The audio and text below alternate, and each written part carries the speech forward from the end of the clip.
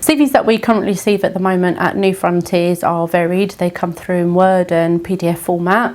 Best CVs for us to work on are Word format, so we do ask all candidates if they can rechange their CVs into a Word format, as we do take out all personal information of a candidate, which can be quite challenging from a PDF format. We also get CVs that come through, and sometimes some great candidates forget to actually bullet point their skills, which is hard for us to pick up on, obviously, unless we give the candidate a call.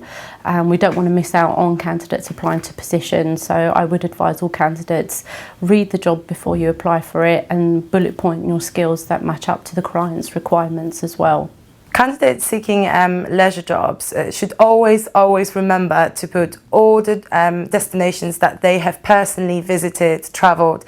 It is so important, and for so many roles I'm actually currently recruiting for, I work very closely with one of my clients, and they constantly looking for people very well travelled, with great sales skills, but they don't actually need to have previous travel industry experience. So that is very important from my side, from my point of view. I would say most importantly, always put your most recent job at the top, because I think people often look over CVs like that because you just see the job they've done, I don't know, back in the 90s or something, and you're like, oh, that's not relevant.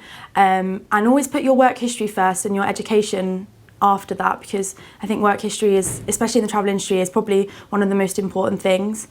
Make it a really clear format, don't make it too fancy, too hard to read, anything like that. With candidates, have to bear in mind that their CV is actually their entry into a client. I mean, clients will receive several CVs, so they literally will scan these CVs, and if it's not jumping out at them, the keywords, they may be dismissed even though they have the relevant experience. So my advice to candidates is, look at the actual job spec or the actual role that's being advertised. Look at your CV as well before you send it. Tailor it if you need to. Also, your travel portfolio is very helpful, so obviously that shows clients where you have been to, which displays product knowledge.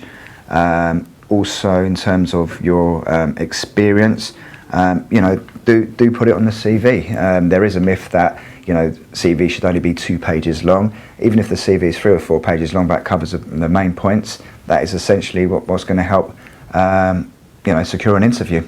Well, the CV is a selling tool. For me, I need to see what's going on. Keeping it up to date is essential.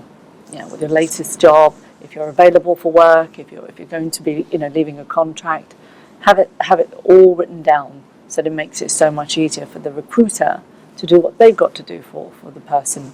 So what we look for in a business travel CV is GDSs. As long as they've got the Galileo, Sabre and Amadeus on there, they're key points that clients will look for. Also the profile, giving a bit of information about themselves, always making sure you bullet point all your points throughout your CV so it's nice and clear for the client, as they don't get a lot of time to read CVs. Also, just think that the client doesn't know anything about you, so the more information you can put on it and what you're doing day to day, the better. So if you're dealing with financial accounts or whether you're dealing with media accounts, then put that on your CV. Whether you're working in an in-plant or out-plant, put that on your CV. Whether you've got any languages, put that on your CV. So the more information, the better. Some of the CVs don't actually have the skills on the CV, such as GDS, Sabre, Amadeus, Galileo, or even having business travel consultant on it or business travel in it at all, and having account executive or executive consultant. So this makes our job very hard to try and find people in searches. The key to a good CV, I think, is to keep it fairly simple. Include anything that's very important, i.e. any GDS that somebody works on, which is often left out of CVs. Every day at New Frontiers is a busy day. Currently we're receiving well over 1,000 CVs in application for the roles that we've got advertised. These are not all individual applications, some people obviously applying for more than one position. In 2015 we registered well over 1,000 roles, and for every third interview we set up, we place somebody into a new job.